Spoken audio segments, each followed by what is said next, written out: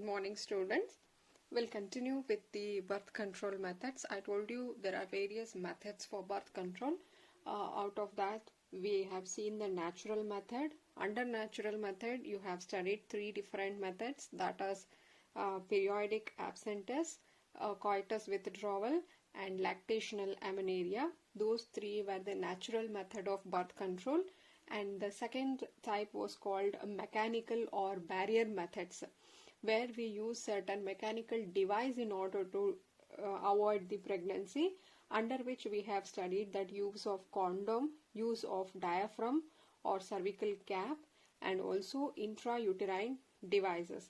These devices will help in preventing the contraception. And we have also seen the working of IUDs and different types of IUDs. So now let us take up the third method called chemical method or chemical contraception methods. See, as the name indicate, here contraception meaning it is a avoiding the pregnancy, you call it as contraception. If you are doing this by using chemicals, you call it as a chemical contraception. So prevention of conception by using chemical. We are going to avoid by using the chemicals, under which we will study the first called oral pill, or it is also called as oral contraceptive or hormone method. Oral pill, oral contraceptive or hormone method, and this is used by women. See, this is one of the widely used method of oral conception.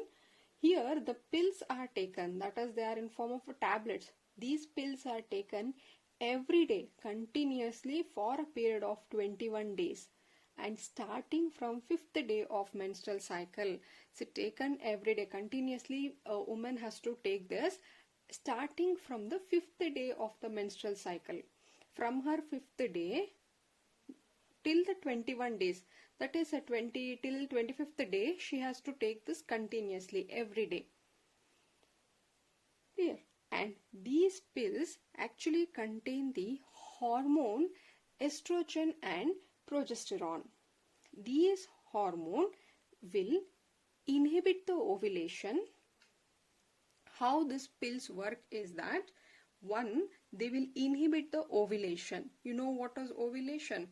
Preventing ovary to release the ovum. So it will prevent that ovulation. If there is no ovulation happening, there is no release of egg. If no egg, there is no fertilization and no pregnancy. And second type how it works is, it will inhibit the implantation. See how implantation meaning, here it will alter the uterine endometrium. If you remember 3 layers of uterine, out of that the innermost we called it as endometric wall. So these endometrium is necessary for implantation. If that thickness is altered, then it means it is unsuitable for implantation. So it will alter the uterine endometrium to make it unsuitable for implantation. And third method is, they can alter the quality of cervical mucus. It will change in the cervical mucus, impairing its ability to allow the passage and transport of the sperm. So we know that sperm has to move from vagina, then it should cross the cervix, and then it will reach to the fallopian tube. Inside this cervix, the mucus is altered such that it will make difficult for the sperm to pass through that, and it makes difficult in transporting of the sperm.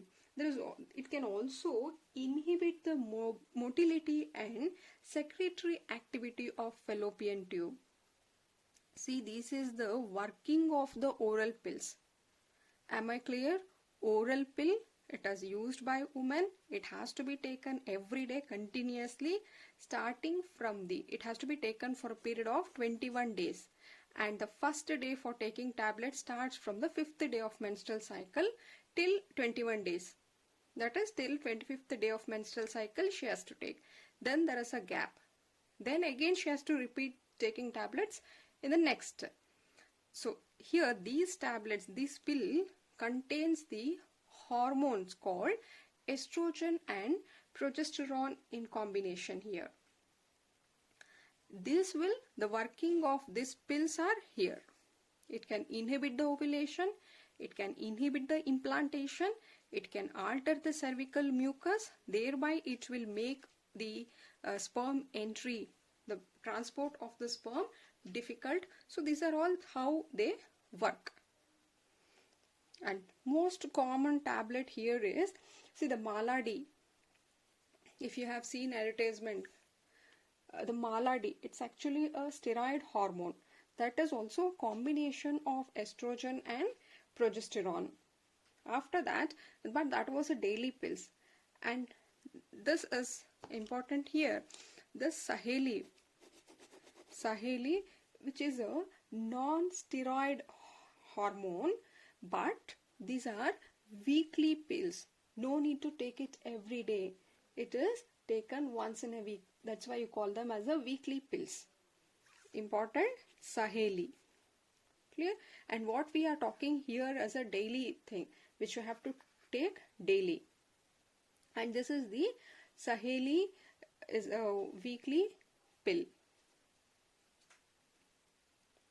Am I clear with the oral pill?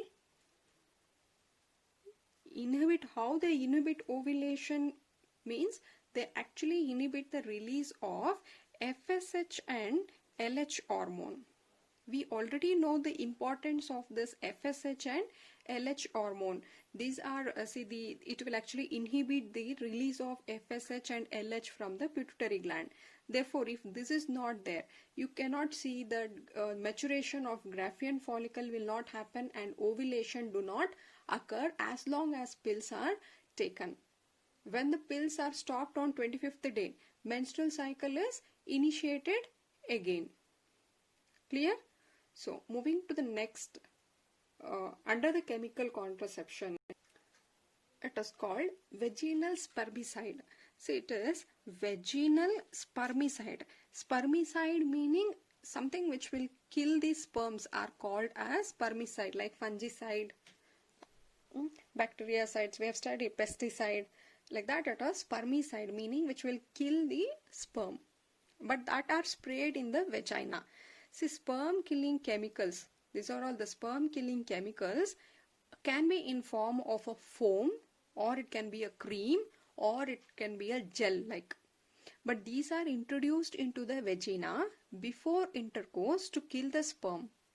So we know that during intercourse what happens, the sperms get deposited in the vagina, and from there they have to travel till the fallopian tube. So these chemicals are applied to the vagina before intercourse. Therefore, the sperms which get deposited in the vagina are being destroyed by this chemical. And most common chemicals which are used are lactic acid or KMNO4, that is potassium permanganate, and citric acid. So these are all some chemical which are applied to kill the sperms in the vagina. But this is not a reliable method, but still this is one of the method available. Then moving on, it is injectables and implants. See here, either the progesterone or progesterone estrogen combination, progesterone alone, or combination of progesterone with the estrogen. So these is used as injection, or it can be implanted under the skin. But the mode of action is similar to the pills. That is, these two hormones are there, meaning the mode of action is similar. That is, it will inhibit the ovulation, implantation, alter the cervical mucus. Same. The action is same, but it is taken in a different form, either as an injection or implant. See, implant, I'll show you one diagram here. See, these are all called implants. These devices are placed under the skin. They are placed under the skin and they remain effective for about 5 years, 3 years, it depends. Say if you are using a NOR plant, here they will remain effective for 5 years, and there are some more which will remain functional for 3 years. These are implanted under the skin. So either we can go for implant or you can take it in form of a injection. But the action of this is similar. Clear? And there is emergency contraception. See, this is different. This is not a birth control, but it is called emergency contraception method. It is called emergency because it is usually used for treating unprotected sex or sexual assaults if a girl has been raped during that cases, or when pills are missed, and for other reason which have risk of pregnancy, this emergency contraceptive can be used. And the drug used for treating the emergency contraceptions are called as morning after pills. Got? See, these are all the birth control method. Suppose if there is any situation like where a unprotected sex has happened, or in case of a rape, or if you have missed the pill and there is a chance of having a pregnancy, that time there is a drug which can be used. Those are called as emergency contraceptive, and another name for them is called morning after pills. See, what we do here is either administration of progesterone can be taken, or the progesterone estrogen combination can be taken, or if IUDs are inserted, we have talked of intrauterine devices, if these are inserted within 72 hours of intercourse, these can be proved to be very effective emergency contraceptives. Clear? They could be used to avoid a possible pregnancy, maybe due to the rape or casual unprotected intercourse. Clear? Those are called emergency contraception. Now, it is the fourth and the last method called surgical method, terminal method, or it is also called as sterilization. If I say surgical, meaning a small operation has to be done. But this is a most effective and reliable method of birth control. Here both men and women can undergo sterilization. So surgical sterilization, in case of a man you call it as vasectomy. If it is done to a female you call it as a tubectomy. So here sterilization doesn't affect the sexual performance, but this can be one of the best birth control method here. So let us see what is this vasectomy. This is a male sterilization, meaning it is done to a male. It is a surgical removal. You have to operate it. Surgical removing of a small portion of each vasa deferentia. Meaning here, when studying the male reproductive system, we have seen that there were two testes and there is a accessory duct. So there's one part which is a vasa deferens. Let us look back to the diagram. Yes, you can see here these are the testes and this is the accessory ducts from either side. So what we do is these vasa deferentia, if you see here, we will make a cut here, and cut is made in the scrotum on each side. So vasa deferens is located. Where vasa deferens is located, there we need to cut, and each one is tied in two places. See, vasa deferentia has been cut and it has been tied. So now what happens? The sperm production is happening in the testis, but they cannot reach the urethra, because see, whatever the sperms are being produced here, they will travel up to here. After this they cannot move, therefore there is no release of the sperm. Clear? So, and this can be a reversible. meaning again by one more surgical method this can be tied back. So this is the vasectomy. And coming to the female, we call it as a tubectomy. This is a method for a female sterilization. It's a female sterilization method. It involves surgical removal of a small portion of each fallopian tube. See here also a small cut is made. Here if you see this is the fallopian tube, right? A small cut is made here and they have been tied up. Now what happens? Ovulation will happen. Ova are collected by this fibrae, reach to this region, but they cannot move further, and also whatever sperm enter here, they will also fail to reach the egg present in the tube. See here, these tubes, fallopian tubes are cut and they have been tied. There is release of the egg, but it cannot come out, as well as even the sperm cannot move in. Thus, ovum is prevented from passing to the uterus, and also the sperm cannot reach to the ovum. Even the tubectomy is also a reversible process. We can again, by a surgical method, we can rejoin these cut portions. Except natural method, we have now studied 4 methods, right? That is natural method, barrier method, chemical method, surgical method.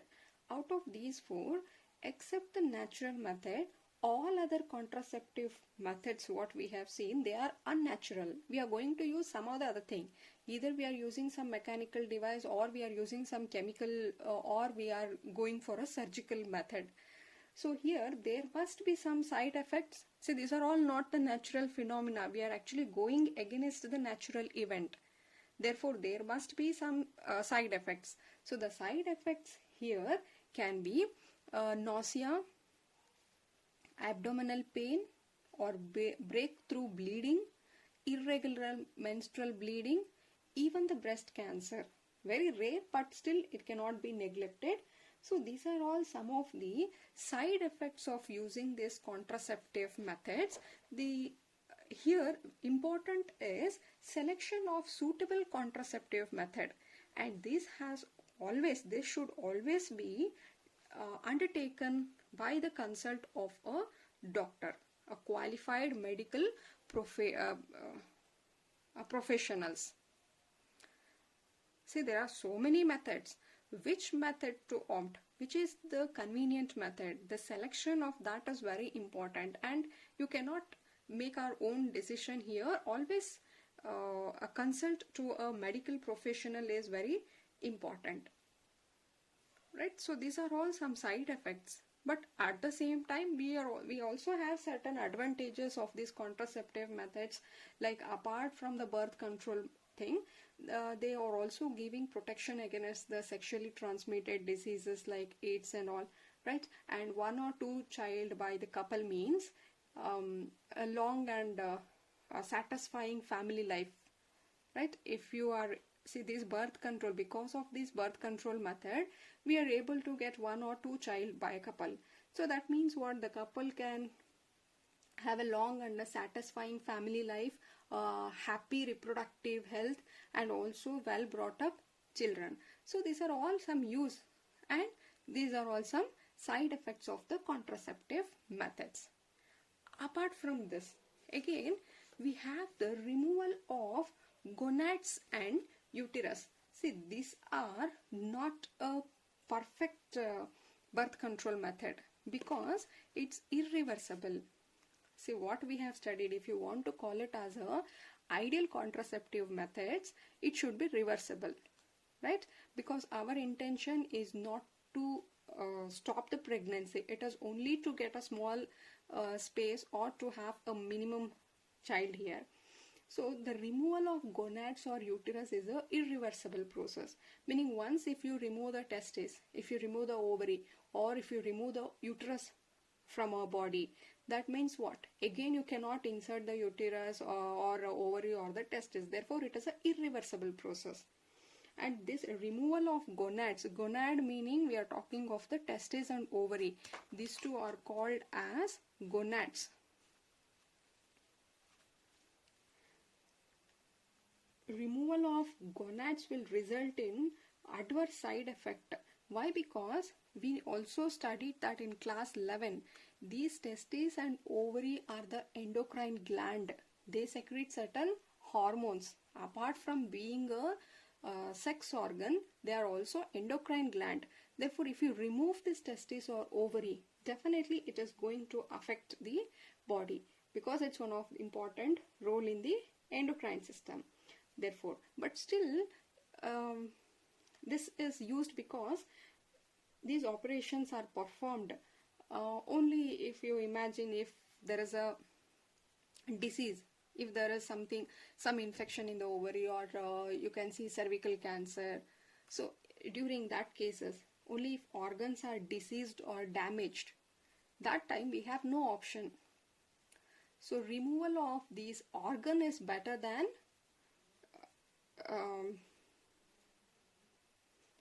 so it will be better for saving a patient, right? So I'll repeat, removal of gonads and uterus is not a perfect method of birth control because it's an irreversible process. Removal of gonads is only done if the organ is diseased or damaged due to any accidents or infection. If it is damaged, only then this is performed. So removal of testis is called as castration, and removal of ovary from a female is called as oophorectomy. And removal of uterus itself, you call it as hysterectomy, right? Hysterectomy. So these are all some of the birth control method available. Am I clear? Natural, mechanical, chemical and surgical, and these are all the side effects of the contraceptive, and these are extra points that it is not a birth control method. I repeat, it is not a birth control method. This is done only when there is a serious requirement, that in case of a disease or damage caused to this organ, only that time these are being done. Clear? So with this we will complete the birth control methods. Thank you.